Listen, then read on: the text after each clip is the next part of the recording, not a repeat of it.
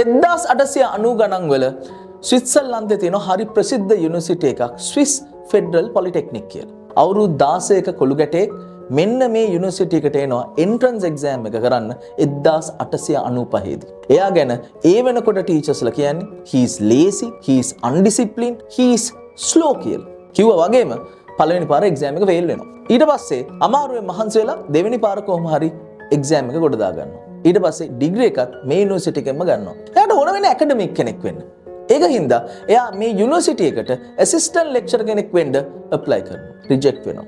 එක පාරක් නෙමෙයි ගොඩ පාරක් රිජෙක්ට් වෙනවා. ඊට පස්සේ එයා ගොඩාක් යුනිවර්සිටි වලට ඇප්ලයි කරනවා. ඒවනුත් රිජෙක්ට් වෙනවා. අවුරුදු දෙකක් තිස්සේ try කළා. බැරිම තැන පේටන්ට් ක්ලාක් කෙනෙක් විදිහට ස්විට්සර්ලන්තේ පේටන්ට් ඔෆිස් එකේ වැඩට යනවා. එතන ඉඳන් මෙයා මෙයාගේ ඇකඩමික්ස් ටික කරගෙන යනවා.